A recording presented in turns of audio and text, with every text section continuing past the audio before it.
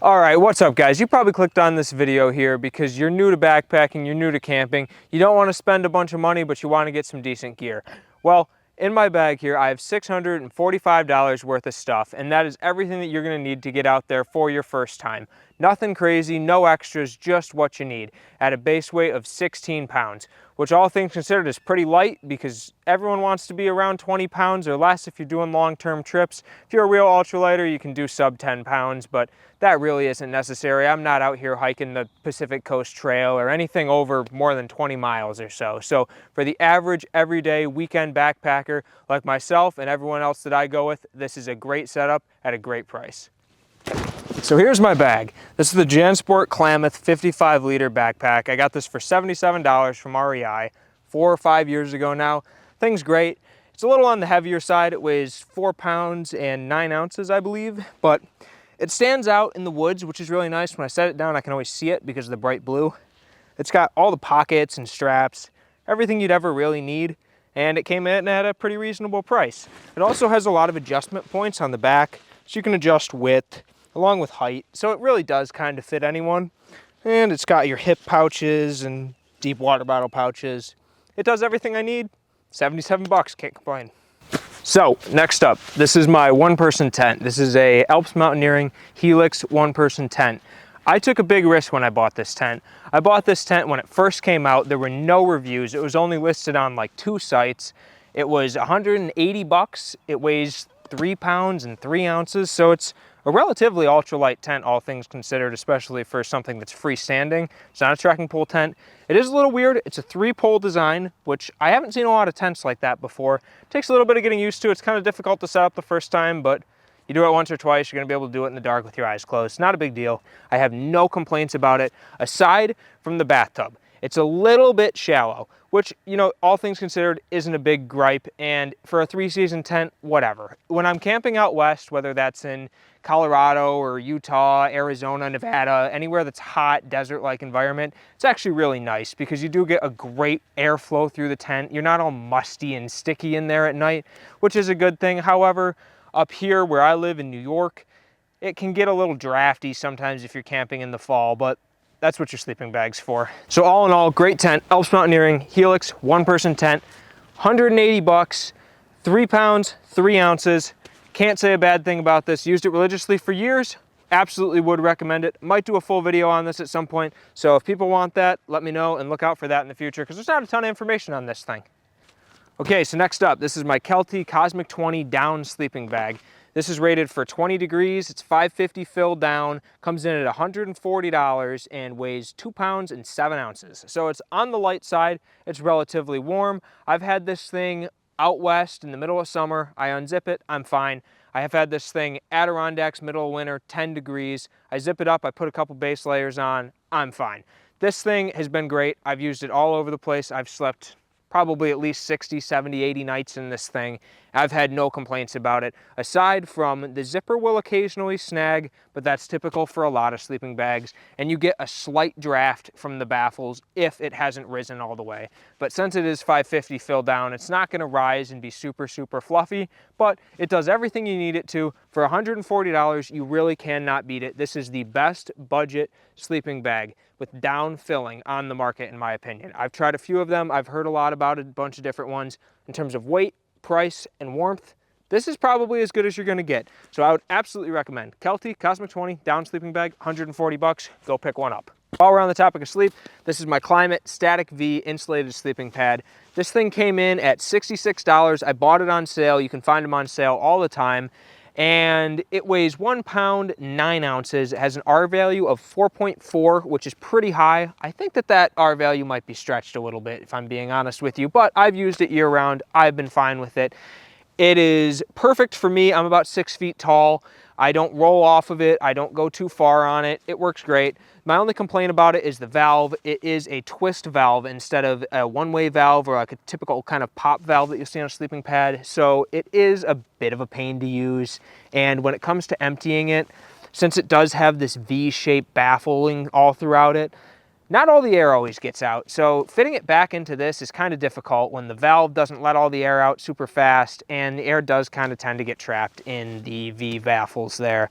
Obviously, this is a typical thing for climate pads. They all do have this V-shaped design, and this is a common complaint that people have. Granted, I've bought 3 of them. I still use them. I still like them. I don't think it's a deal breaker. For the price, you can't beat it. Climate Static V, insulated sleeping pad, great first pad. Okay, so finishing off the sleep system, this is my pillow. This is a Hike Venture Amazon pillow. I've had probably 5 or 6 of these cheap Amazon pillows. They all kind of suck. It's better than no pillow at all, but is it the most comfortable thing in the world? No. It's 20 bucks. It's lightweight. It's small. It's cheap. It's better than having nothing at all. They're a dime a dozen. You can find them. They're all pretty much the same. I'd say I like this Hike Venture one a little bit better than some of the other ones I've had, just because the grips on the back are a little bit more rubber, so it sticks on the pad a little better. And then it's a little bit softer where you put your head, but all things considered, these are not very comfortable. And if you're gonna cheap out on something, just cheap out on the pillow. They're all pretty much the same, and chances are you're probably gonna be disappointed. But 20 bucks, if it helps you sleep, just get one. All right, so next up, this is my stove and my pot combo. Again, no need to spend a lot of money on these. I've had this stove for probably 5 years now, and probably about the same on the pot. Stove, pot, and a couple other things on Amazon, $27. You know, MSR makes these crazy expensive stoves out there. There's the jet boils, there's all this wild stuff, right? You can spend well over $100 on a stove. They're all pretty much the same. You can buy just the stove for $7 on Amazon. Just do it. If you're just getting into backpacking, $7 on a stove. You can't beat it. And it does the same thing that the nice ones do. You might be compromising a few things here and there, but it's gonna get the job done. It's gonna boil water. It's gonna cook your food. For $7, I would just buy a cheap one. If you don't like it, get a nice one in the future. Now the pot, this is absolutely nothing special. This is just your standard pot.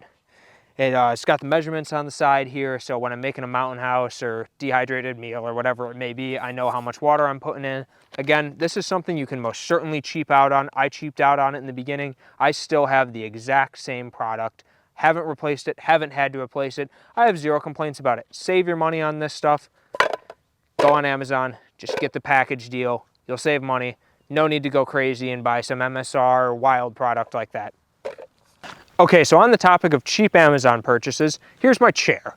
This is a Trekology chair. I want to say it was like 40 bucks. It's just under 2 pounds, super comfortable. And I know the chair is kind of a controversial topic. Some people say it's not worth the extra weight. Some people would take comfort over that. Personally, I like the comfort. If I'm hiking 10, 15 miles, I want to sit down at the end of the day. I want to take my boots off. I want to be comfortable. So yeah, I'm going to carry an extra 2 pounds and I'm not going to complain about it because it's worth it every single time. So just go on Amazon, look around. You can find these things 40 bucks or so, and they're super easy to set up. They're usually around 2 pounds, give or take. I think it's worth the extra weight. This one actually does need to be replaced because I think one of my friends might have had a few too many drinks one time when we were out and about and kicked the damn thing into the fire. So as you can see, it's a little bit melted. It's in need of replacement, but I've had this thing for 4 or 5 years now. Absolutely no complaints, tried and true. I love it. Okay, so here's my hydration bladder. This thing, again, Amazon purchase, $10, 2 liters, universal fitting up top. Doesn't have some weird proprietary thing where it needs to match your backpack like, you know, Gregory and some other companies do. Not to say they're bad, I do have one of those, but this is the one that I do use. So 2 liters, 10 bucks, can't complain about it. You know, hydration bladders are kind of a controversial topic as well. Some people prefer to carry a water bottle. I just don't do it. I love the ease of access. Throw this thing in my backpack. I can sip on it all day while I'm hiking. Holds a bunch of water. It's not sitting in the full sun, so it doesn't get super hot. I would recommend this for only 10 bucks. At least just give it a shot if you're new to backpacking and you want to try something out aside from a water bottle. Just get one of these guys, $10, and they work great. It's never leaked on me. I've never had any problems with it. Had it for years. No complaints at all whatsoever. You don't need to buy an expensive one here. They're all pretty much the same. So coming down to the last few things on the list here, this is a Sloanic headlamp. This thing's about 20 bucks. It's 1,000 lumens. It has a whole bunch of different brightness settings. It's insanely waterproof for a light, which is actually really nice. And it has two different battery systems. So it has the 18650, which is rechargeable, and then an option to use 3 AAA batteries. So if in the middle of the night your headlamp dies, or you're in the middle of cooking, your headlamp dies, you can just stick the other battery system in and you're good to go for another few hours until you get a chance to charge this up. I love that about this. I would never go back to a single battery headlight system ever again. I've used this feature way too many times and it is beyond convenient. So 20 bucks, Slonik, 1000 lumen, really waterproof, nice headlamp.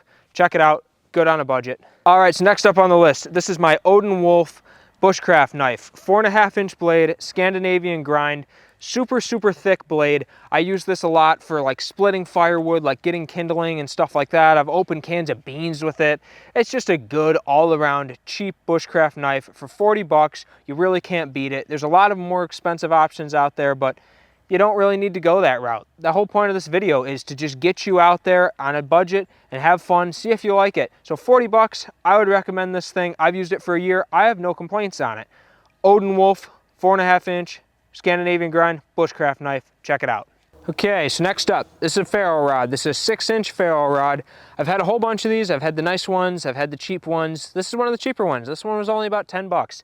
And these are great. Always get the big ones. You can throw a lot more sparks with them. They're just much easier to work with if you got more stuff in your hands, you know, versus the tiny little guys. You can get a nice long like strike on them like that. And these just work really well. It's a great backup if your lighter gets wet or if you're just feeling outdoorsy. Use a Ferro Rod, start your fire with flint and steel. It's more fun that way anyways. So 10 bucks, 6-inch long Ferro Rod. They usually come with a striker. And yeah, I mean, you can't go wrong with these guys. They work great.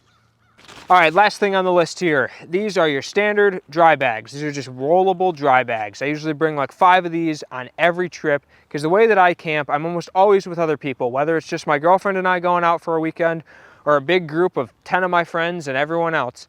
I want to have everything color coordinated. So someone goes, hey, Ben, you know, do you have another headlamp? Yeah, actually I do. It's in my red bag. And they go in, they can find it right away. They know where to put it back. Everything stays organized that way. And if your bag gets wet, guess what? Your stuff's dry. It's great. This is the best way to do it, in my opinion. I know this is controversial because people don't like to carry the extra weight, but organization is a huge thing for me when I go backpacking, and I have a bunch of people in and out of my bag grabbing stuff that they might need or something for me if I'm in the middle of something else.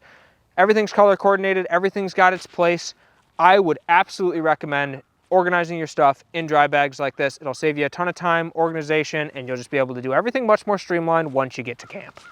All right, so there it is, guys. 16-pound base weight, $645, budget backpacking setup.